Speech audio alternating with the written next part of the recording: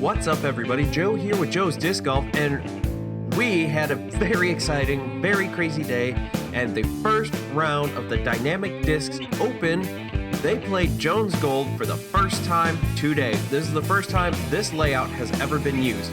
There have been previous tournaments where they did call something Jones Gold, but this is a new layout, a park-style safari deal between Jones East and Jones West. Lots and lots of fun there. We have so much to go over here, and we have such little time to do it in. So without further ado, here we go. Now I'm going to start with the people who are in the top 10. Now we have a major tie here. We have 8 people tied for 10th place at 10 under. Paul Ulibarri, Paul McBeth, Colton Montgomery, Ricky Wysocki, Anthony Barella, Zachareth Johnson, Gannon Burr, and Andrew Marwede. M-A-R-W-E-D-E. I am sorry, Andrew, buddy. I butchered your name. Big time sorry on that one there.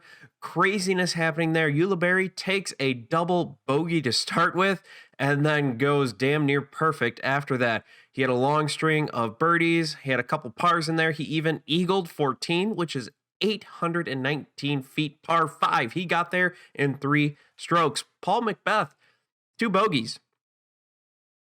Yeah, poor guy out there on 4 and 5, he took 5s. Unfortunately for him, that was not a very good showing.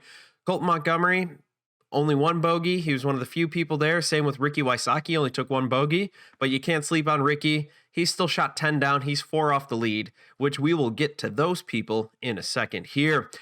Other than that, nothing else crazy happened. Zachareth Johnson managed to go bogey-free the whole time and shoot 10 down.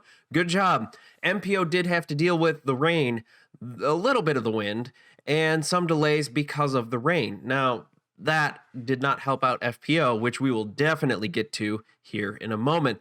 We have a 3-way tie for 7th with Drew Gibson, Gavin Rathbun, and Justin Rosak. Drew Gibson and Gavin Rathbun managed to go bogey-free for an 11 down. Justin Rosak managed to take 1 bogey, and that was on hole 11, 325 feet, par 3. My guess, given the way that hole was, there was a lot of OB, and he unfortunately found it easy to do. Solo 6th place, Adam Hams, 12 under par, 1 bogey, 1 eagle. The magical hole 14 coughs up an eagle there for him. Good job, buddy. We have a 3-way tie for 3rd with Ben Calloway, Chris Dickerson, and Andrew Presnell. All tied for 13 under. All 3 managed to go bogey-free. That is impressive. 13 under par with this weather. Crazy. Now we have a 2-way tie for 1st, a shootout between Eagle McMahon and Calvin Heimburg. Yes, Eagle McMahon is back on top. He is feeling it. He is looking great. He is doing awesome. He took a 5 on hole 1 and then went lights out after that. Only took 3 pars all round. Hole 3, he took a 4, 630 feet. Hole 8 and hole 16. Good job there. He was also one of the few people who managed to get that eagle, the magical, mystical eagle on 14, 819 feet. God, these guys can bomb it. Somehow Calvin Heimburg did not get that. He managed 1 bogey as well and a whole bunch of pars. And a whole bunch of birdies. He only had 2 pars on the night. My brain is going faster than my mouth. He managed to bogey hole 7, 355 feet. Again, lots of OB on that hole, and unfortunately, he was not able to avoid it. He managed to get into the thick of it. So it looks like tomorrow's lead card will be Eagle McMahon, Calvin Heimburg, Ben Calloway, and Chris Dickerson. You can find that on Jomez in 2 days, or it could be up now, depending on when you're watching this video. Chase card for tomorrow at Jones Gold again will be Andrew Presnell, Adam Hams, Drew Gibson, and Gavin Rathbun. As the Chase card, it will be Justin Rosak, Paul Ulibarri, Paul McBeth, and Colton Montgomery. You can find all those between Gatekeeper and Central Coast, I believe.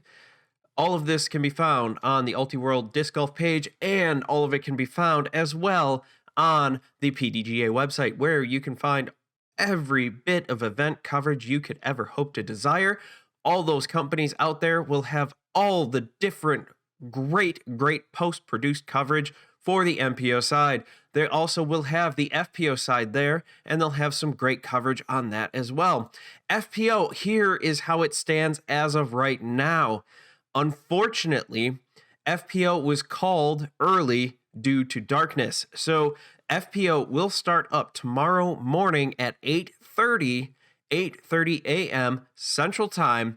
They will be teeing off, and it is going to be early and crazy. I don't know if Disc Golf Network will have the live coverage of the lead and chase cards like they normally do. It is pretty early in the morning. I don't know if they're going to get out there for that. I really hope they do. It'd be great to see those ladies finish out.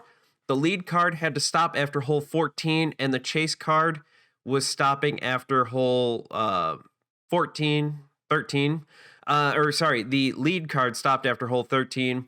Chase card was after 14. So on and so forth from there. So unfortunately, not all of the women were able to finish. They had some rain delays. They had a bunch of issues with the weather, but we will go through the top 10 as it stands right now. That is how it is. This is incomplete. The women, again, I want to emphasize, the women will tee off tomorrow morning at 8:30. This will be a shotgun start. Men will also tee off bright and early as well, but that will be traditional tee times. This is as it stands right now, which reminds me, post-produced coverage will be delayed for FPO chase and FPO lead cards because, well, they're not done yet. So I don't know how that's all going to work. I hope that they can get everything done as quickly as possible and at the high quality that we're all used to watching. So we have tied for 10th, a two-way tie for 10th here, Alexis Mondajuano and Missy Gannon. Both ladies seem to struggle out there and have a tough time with a few of the holes out there. Alexis and Missy both taking bogeys on the first hole there. That is a rough way to start your day, but they were able to finish their round. They managed to pull it out. They're both at +3, and they have finished. Currently tied in 8th place, we have a two-way tie. Erica Stinchcomb, who is a +2 through 15, and Sarah Hokum, who is finished at a +2. Erica Stinchcomb managed to get a birdie on hole 1, 782 feet, par 5. Good job, Erica. That was great. Both ladies managed to throw up a few birdies, few bogeys, and everything seemed to work out okay for them. We have a two-way tie for 6th.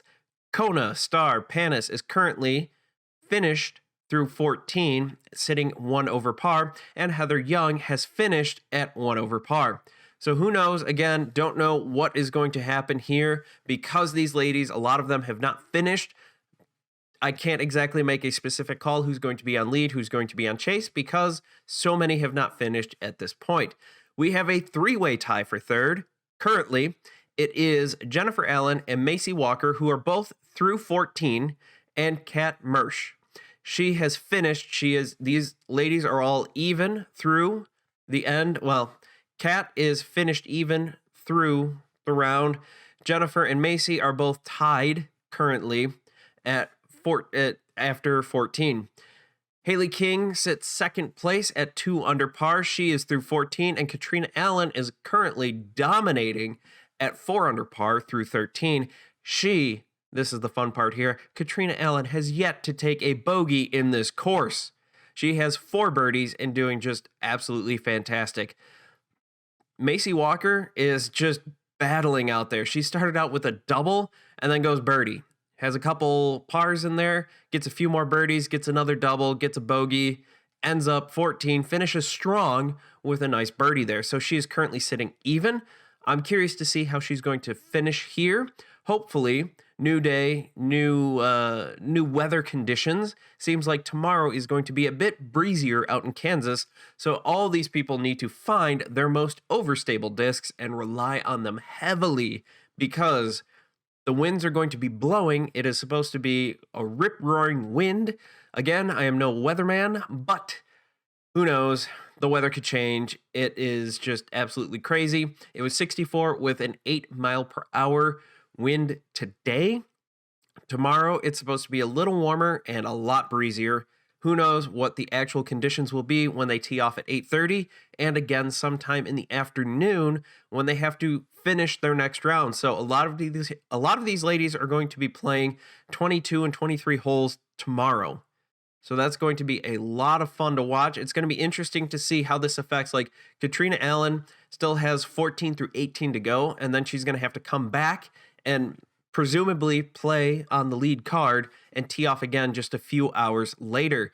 Recovery is going to be important tonight for the whole field because this is a very long course, but this is also going to mean that these ladies in particular are going to have to do a great cool down and recovery program tonight, as well as a great warm up tomorrow to help avoid injury and to allow them to go ahead and perform at their peak performance there.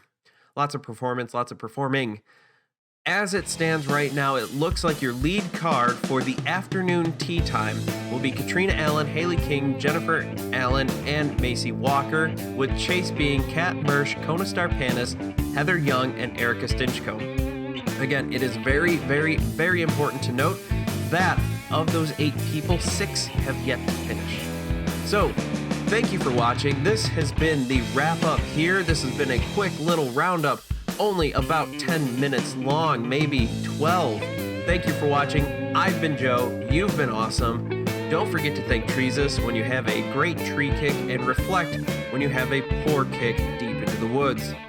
Have a great time. Don't forget to follow me on social media on Instagram and Twitter at Joe's Disc Golf and on Facebook.com/Joe's Disc Golf. Don't forget to like, give me a big old thumbs up. It really helps other people find this video. Thank you all for watching. Can't wait to see you all in the next video tomorrow.